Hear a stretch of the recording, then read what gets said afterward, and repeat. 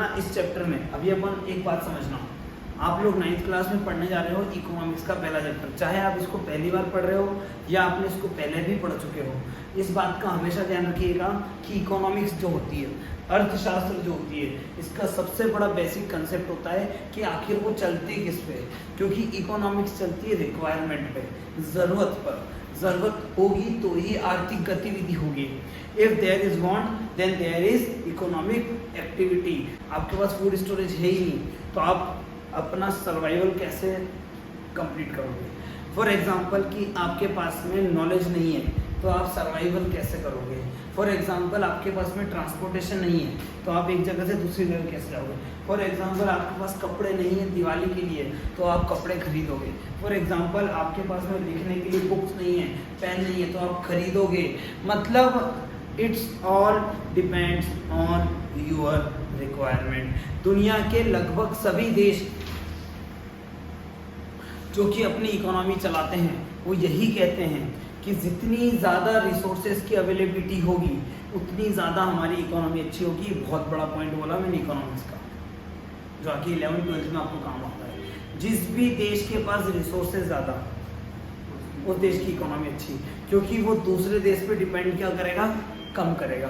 अब जब दूसरे देश पे कम डिपेंड करेगा तो वो क्या करेगा, दूसरे देश से सामान नहीं खरीदेगा तो उसको दूसरे देशों को पैसा नहीं देना पड़ेगा। वो अपने ही देश की रिक्वायरमेंट को क्या कर रहा है, अंदर ही अंदर क्या कर रहा है, फुलफिल कर रहा है। इससे क्या होगा, वो कंट्री इकोनॉमिकली क्या होगा, पावरफुल होगा। बोलो इंडिया में इकोनॉमी अच्छी है। इंडिया में इकोनॉमी जो है वो अपन डिपेंड करते हैं दूसरे देशों की इकोनॉमी पे। हालांकि इंडिया की इकोनॉमी एग्रीकल्चर इकोनॉमी है। अबाउट 50 to 60% लोग इंडिया में आज भी एग्रीकल्चर पर डायरेक्टली और इनडायरेक्टली डिपेंड करते हैं।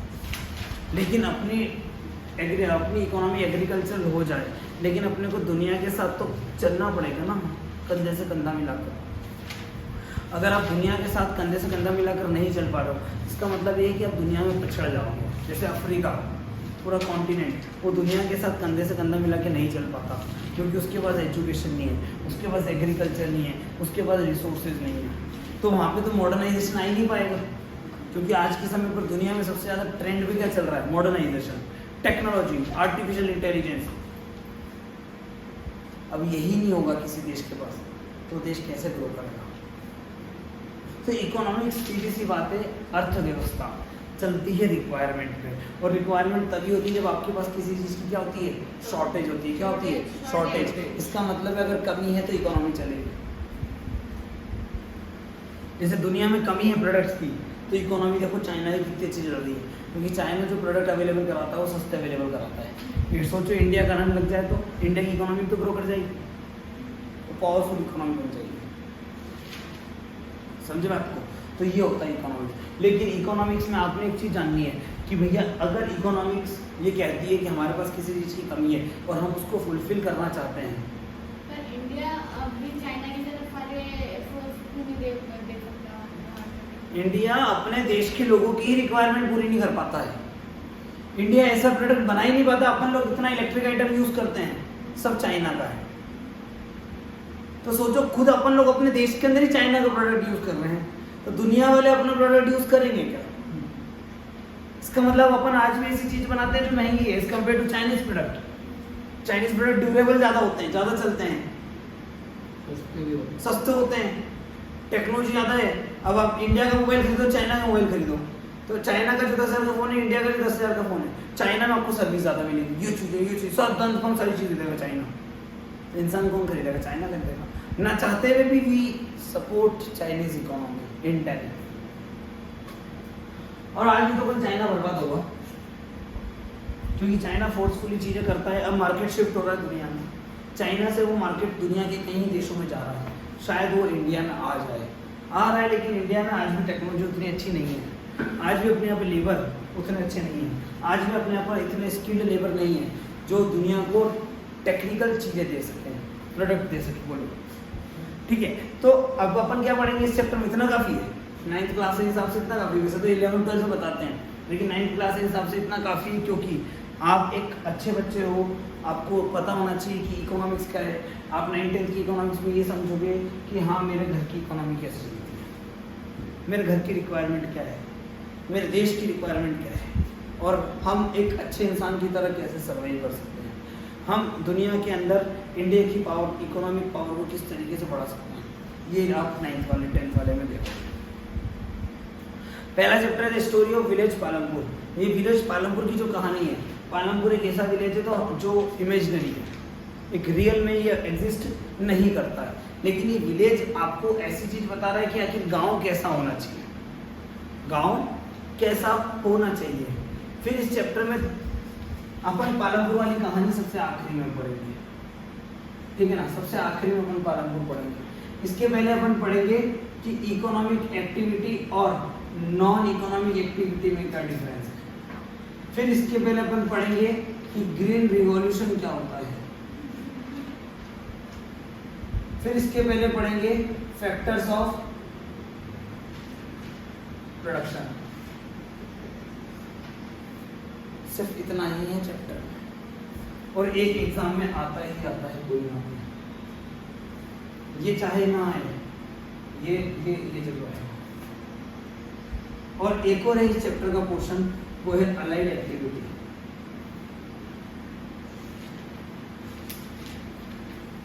अलाइड एक्टिविटी अलाइड मतलब एग्रीकल्चर करते हैं लोग, एग्रीकल्चर से मिली जुली एक्टिविटी। कौन सी? Dairy farming, poultry farming, forestry, ये क्या है? एग्रीकल्चर करते हैं लोग, उसके साथ में ये भी तो करते हैं, ठीक है ना। तो इस चैप्टर में ये सारी चीजें पढ़ेंगे। सबसे पहले पढ़ेंगे फैक्टर्स ऑफ प्रोडक्शन। अब एक बात सुनिए,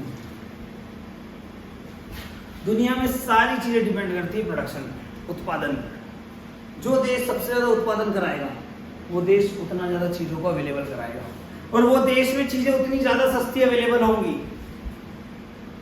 तो लोग वहां पर इकोनॉमिकली क्या होंगे? पावरफुल होंगे। और प्रोडक्शन जो होता है वो होता है इंडस्ट्री में। कहाँ होता है? इंडस्ट्री। में। तो ये रॉ मटेरियल का प्रोडक्शन क्या है? वो क्रॉपिंग प्रैक्टिसेस है, उसको बोलते हैं एग्रीकल्चर प्रैक्टिस। यहाँ पर प्रोडक्शन की बात करेंगे कि एक इंडस्ट्री या प्रोडक्शन यूनिट डालने के लिए कौन कौन से फैक्टर रिस्पॉन्सिबल होते हैं। समझे आपको? इसमें आपको पढ़ने हैं 4 फैक्टर्स। कितने फैक्टर्स? 4। पहला फैक्टर है लैंड, दूसरा है लेबर, तीसरा है कैपिटल, ट्रांसपोर्ट, और चौथा है ह्यूमन कैपिटल। कैपिटल में 2 आते हैं, फिक्स्ड कैपिटल और वर्किंग कैपिटल, ठीक है। और प्रोडक्शन कंप्लीट। दुनिया की जितनी भी इंडस्ट्री है they all require this things. इनके बिना प्रोडक्शन संभव नहीं है। और ये क्वेश्चन मेन चीज क्या है?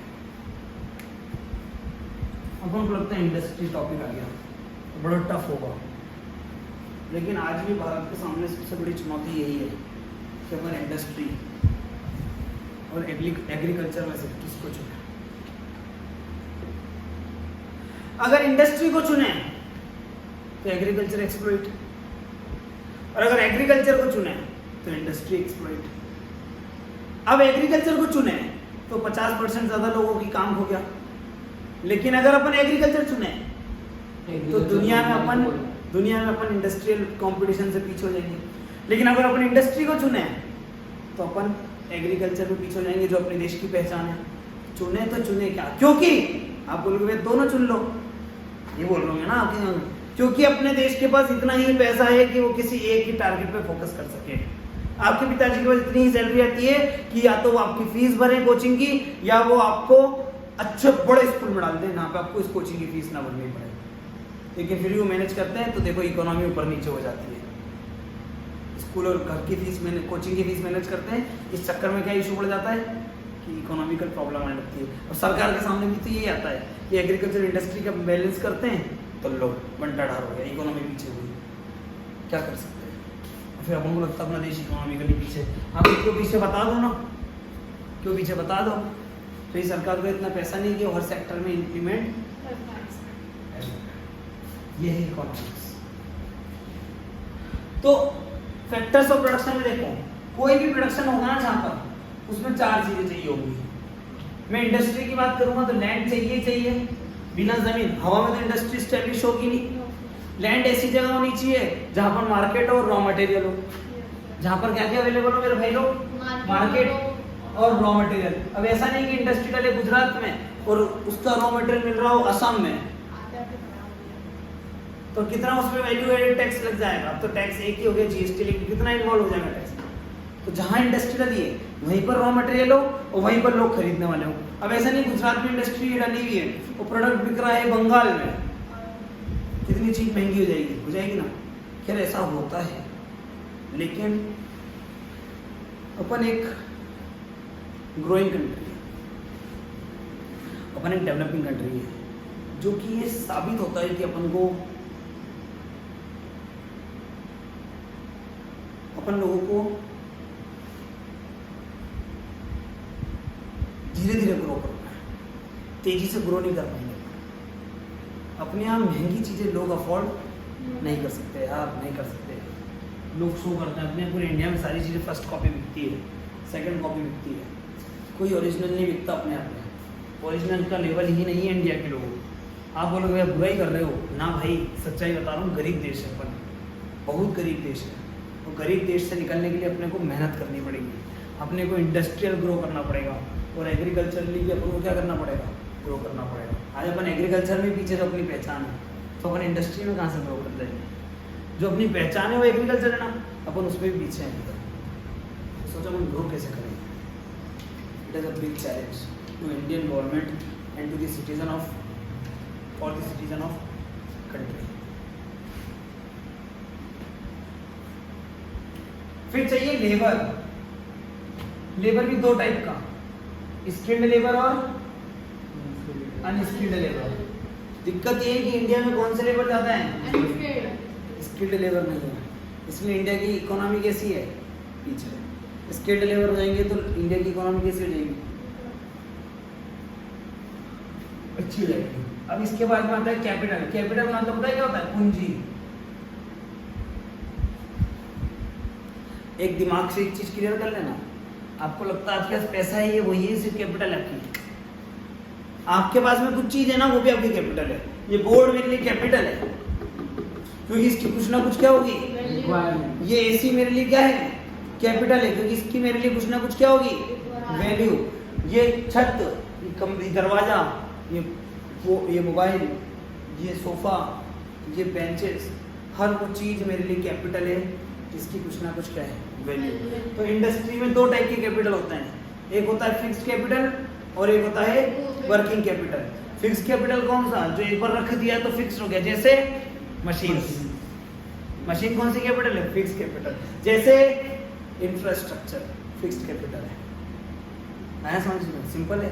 फिर मैंने बोला वर्किंग कैपिटल क्या है। वर्किंग कैपिटल मतलब जो कैपिटल आए और जो कैपिटल चले जाए। जैसे मनी, इंडस्ट्री में आया और चलेगा। रॉ मटेरियल, प्रोडक्ट्स आए और चले गए, ठीक है ना। फिर इसके बाद सबसे इंपॉर्टेंट और अल्टीमेट फैक्टर कौन सा, अगर ये ना हो तो क्या ये तीनों काम कर पाए, नहीं। आप बोलोगे ह्यूमन कैपिटल कैसे कैपिटल हो गया, क्यों, अपनी वैल्यू नहीं है। आप बोलोगे अपनी वैल्यू, मेरी तो सेल्फ रिस्पेक्ट, ईगो है। भाई ना, तुम्हारे पास नॉलेज है, तुम इकोनॉमी बढ़ा सकते हो, इसका मतलब तुम्हारे क्या है, तुम्हारी कुछ वैल्यूएशन है। क्या है तुम्हारी वैल्यूएशन है।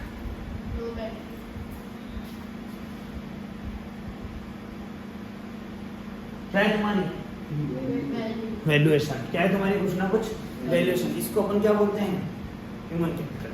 आ गया समझ में, ये पहला टॉपिक। फिर दूसरे में आएंगे ग्रीन रिवॉल्यूशन। एक ऐसा टॉपिक जो जीवन में आपका साथ कभी नहीं छोड़ रहा। जैसे साइंस में आपका एक टॉपिक ने साथ पकड़ रखा है, वो 12th तक नहीं छोड़ा, अगर आप साइंस में से लोगे तो। वो टॉपिक है फोटोसिंथेसिस। 6th क्लास से फोटोसिंथेसिस 7th में भी आया। 6th में सिर्फ डेफिनेशन थी, 7th में डेफिनेशन के साथ में थोड़ा सा एग्जाम्पल हो गया, फिर 8th में डेफिनेशन के साथ में रिएक्शन हो गई, फिर 9th और 10th में डेफिनेशन के साथ रिएक्शन के साथ रिजल्ट हो गया। तो फोटोसिंथेसिस आपका साथ नहीं छोड़ती, हर लेवल पे बढ़ता है। ऐसे ग्रीन रिवॉल्यूशन आपको मैं 9th लेवल पे पढ़ाऊंगा, 12th लेवल पे पढ़ाऊंगा ना तो मेरे को 1 घंटा पढ़ाना पड़ेगा ग्रीन रिवॉल्यूशन, 1 घंटे का टॉपिक ग्रीन रिवॉल्यूशन। लेकिन 9th लेवल पे सिर्फ 3 से 4 मिनट का और 5 से 6 पॉइंट का। 12th लेवल पे ग्रीन रिवॉल्यूशन कितने पेज का है? 3 पेज का। लेकिन 9th लेवल पे ग्रीन रिवॉल्यूशन सिर्फ आधे से 1 पेज का। क्यों? आपका लेवल। मैं नहीं चाहता कि आपको मैं वैसे एक्स्ट्रा बता रहा हूँ यार, बहुत सारी चीज़ें एक्स्ट्रा इसलिए बताता हूँ कि तुम इतने कैपेबल हो, तुम लोग की भैया जानना है। सीधी सी बात है, हम पैसा पढ़ने और नंबर लाने के लिए नहीं देते हैं यहाँ पे या कहीं पर भी, हम देते हैं जानने के लिए। जिसने ये चीज़ देख ली कि मेरे को जानना है, नंबर लाने के लिए मत पढ़ना, मेरे को जानना है कि क्या है सिस्टम। जिसने दुनिया में जानने की इच्छा रखी है ना, उसने दुनिया को हराने की इच्छा रखी है। और जिसने दुनिया में सिर्फ नंबर लाने की इच्छा रखी है ना, याद रखना, ज्ञान की पूजा होती है, ज्ञान की, पैसे की पूजा नहीं होती। आज भी हिंदुस्तान में ज्ञान की पूजा होती है, पैसे की पूजा नहीं होती है। आपके पास करोड़ों रुपए है लेकिन आप एथिकल नहीं हो, आपके पास कुछ ज्ञान नहीं है। लेकिन यहाँ पर एक पेड़ के नीचे बहुत बड़ा संत बैठा हुआ है जिसने भगवान को प्राप्त कर लिया। अब बताओ किसकी पूजा ज़्यादा होगी? उस संत की पूजा ज़्यादा होगी, ना कि आपके पैसे की। पैसा तो आज है, कल नहीं है, लेकिन आपका ज्ञान सर्वत्र है और सर्वज्ञ है। वो हमेशा आपके पास और हमेशा समय तक, आदि काल तक आपके साथ रहना है। ज्ञान की पूजा है बेटा, ज्ञान प्राप्त करो, ज्ञान प्राप्त करो, अंक मत प्राप्त करो, ज्ञान प्राप्त करने हैं। दुनिया आपका सजदा करेगी, आपके सामने झुकेगी जब आप ज्ञानी होगे। और जब इंसान ज्ञानी हो जाता है ना, ज्ञानी अंक वाला नंबर वाला ज्ञानी नहीं, जब लग जाए इंसानों की वो ज्ञान प्राप्त हो गया है तो वो हो जाता है एक सिंपल, डिसेंट, एथिकल, मैनर्स वाला, उसका टाइम टेबल हो जाता है। लोग उससे मिलने के लिए तरसते हैं क्योंकि उसने तपस्या करी है कुछ प्राप्त करने के लिए। नंबर ले आओगे ना, आप एक्सप्लॉयटेशन करोगे किसी का, लेकिन आप ज्ञान प्राप्त कर लोगे ना, ज्ञान कभी भी किसी का शोषण करना नहीं सिखाता। नंबर किसी का, मार्कशीट शोषण करना सिखा सकती है, लेकिन कोई ज्ञान किसी का शोषण करना नहीं सिखाता। ज्ञान प्राप्त करो, it's all about knowledge and knowledge is power. कहीं ना कहीं आप यहीं से बच के निकलोगे। ग्रीन रिवॉल्यूशन के बारे में कुछ एक 4-5 बातें हैं जो आपके लिए महत्वपूर्ण हैं। ये इंडिया में 1960s में आया, it came in 1960s in India. India में इसको MS स्वामीनाथन लेके आए। ये आया था एग्रीकल्चरल ग्रोथ के लिए। किसके लिए आया था? एग्रीकल्चरल ग्रोथ के लिए आया था। ये जो ग्रीन रिवॉल्यूशन आया, इसने एग्रीकल्चर इकोनॉमी को बहुत अच्छे लेवल पे क्या किया? बूस्ट किया, एग्रीकल्चर इकोनॉमी बूस्ट कर दी। फिर इसने ध्यान से रखिएगा कि ये जो आया था यहाँ पर, इसके अंदर कुछ चीजें, ये तो इसका इंट्रोडक्शन हो गया, ये तो इसका क्या हो गया? इंट्रोडक्शन। अब इसमें क्या क्या चीजें इंप्लीमेंट करी गई? तो इसमें सबसे पहली चीज इंप्लीमेंट करी गई, इसमें केमिकल फर्टिलाइजर्स डाले गए। फिर इसमें डाले गए, इसमें HY सीड्स यूज किए गए। फिर मॉडर्न टूल्स जैसे मशीन्स, ट्रैक्टर, हार्वेस्टर। फिर इसके अलावा HY इरिगेशन सिस्टम आया, जिससे पानी वेस्ट और सॉइल वेस्ट ना हो, ये इसके अंदर इम्प्लीमेंट किया गया। फिर इसके अंदर और क्या क्या चीजें थी? ये इंडिया की कुछ ही स्टेट में आया, UP, पंजाब, हरियाणा और MP के कुछ पूरे MP में के कुछ पार्ट्स। और ये सिर्फ लिमिटेड क्रॉप्स के लिए आया। अब बताओ कोई चीज इतनी सिर्फ कठिन है क्या? ये सब आसान है, ये सब नंबर तुम्हारे लिए बाएं हाथ का खेल है। ज्ञान होना चाहिए, ज्ञान। लोग नंबर के पीछे भागते हैं, तुम ज्ञान के पीछे भागो तो नंबर वाले तुम्हारे पीछे भागेंगे। लिख के दे दूं,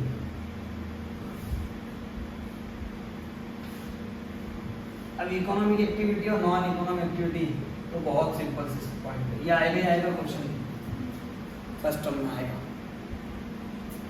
कि what is the difference between आर्थिक क्रियाएं एंड अनार्थिक क्रियाएं। क्या अंतर है इकोनॉमिक एक्टिविटी और नॉन इकोनॉमिक एक्टिविटी में? इकोनॉमिक एक्टिविटी वो एक्टिविटी थी जिससे आप क्या करते हो?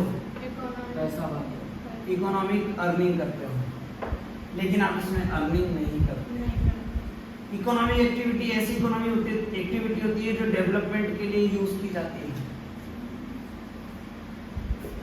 ये डेवलपमेंट के लिए यूज नहीं की जाती। इकोनॉमिक एक्टिविटी जो होती है उसमें टैक्स इन्वॉल्व होता है, नॉन इकोनॉमिक एक्टिविटी में टैक्स इन्वॉल्व नहीं होता।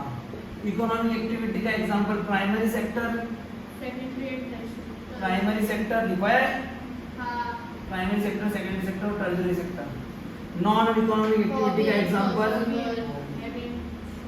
नॉन इकोनॉमिक एक्टिविटी का एग्जांपल है हॉबीज, म्यूजिक उसमें आ जाएगा, स्पोर्ट्स, ये आपकी क्या है नॉन इकोनॉमिक एक्टिविटी। कुछ दिक्कत इसमें है, ये देश की इकोनॉमी में कैलकुलेट होती है नहीं, लेकिन जीवन जीने के लिए क्या सिर्फ इकोनॉमिक एक्टिविटी की जरूरत है? दोनों की। 24 घंटे आप पैसे नहीं कमा सकते, क्योंकि 24 घंटे आप काम भी नहीं कर सकते, 24 घंटे आप काम भी नहीं कर सकते, ठीक है ना, ये चीज होती है। फिर इसके बाद में क्रॉपिंग सीजन्स भी तो है, रबी, खरीफ और जायद है इस चैप्टर में। रबी, खरीफ और जायद है इस चैप्टर में। इसमें नहीं है पर नहीं, चलो कोई बात नहीं। ज्योति इतना समझ में आया? इसमें इतना हो रहा है। हमेशा याद रखिएगा, अपन इस तरीके से लिखते हैं कि about 55 to 60% peoples involve in primary sector.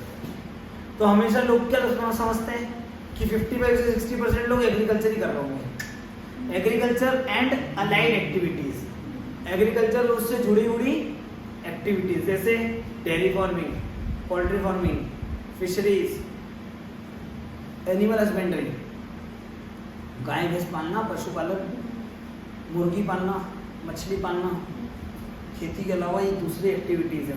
क्योंकि आपको मालूम है किसान पूरे साल एक्टिविटी एग्रीकल्चर नहीं करता है, क्योंकि पूरे साल प्रोडक्शन जमीन से आप नहीं करा सकते। मेरे को बाद में बताना दीदी है ब्लू और ब्लैक कॉम्बिनेशन अच्छा लगता है। सर बहुत बड़ी थ्योरी लिखी हुई आइंस्टाइन थी ना, बोलो हाँ नहीं होगा क्यों? अब देखो तो अलाइड एक्टिविटी समझ में आया। अब पालमपुर के बारे में कहानी है। पालमपुर की कहानी छोटी सी, यूपी का एक विलेज है पालमपुर, जो कि कौन से शहर के पास में है? ये जो एग्रीकल्चरल एक्टिविटी आती है वो एलिड में आती है। हाँ, एग्रीकल्चर एक्टिविटी तो एक मेन एक्टिविटी है, अलाइड एक्टिविटी उससे जुड़ी थी। अलाइड मतलब होता है जुड़ना। आप पढ़ोगे अलायंस, रशियन रिवॉल्यूशन, रशिया किससे जुड़ा हुआ था? अलाइड ग्रुप में। तो अलाइड ग्रुप मतलब जुड़ना, अलाय मतलब होना जुड़ना, उसकी दोस्ती निभाना, ठीक है ना। अच्छा, विलेज पालमपुर कौन से शहर में आता है? डिस्ट्रिक्ट पालमपुर इसके बाद में आता है रायगंज विलेज के पास में आता है। किसके पास में आता है? रायगंज।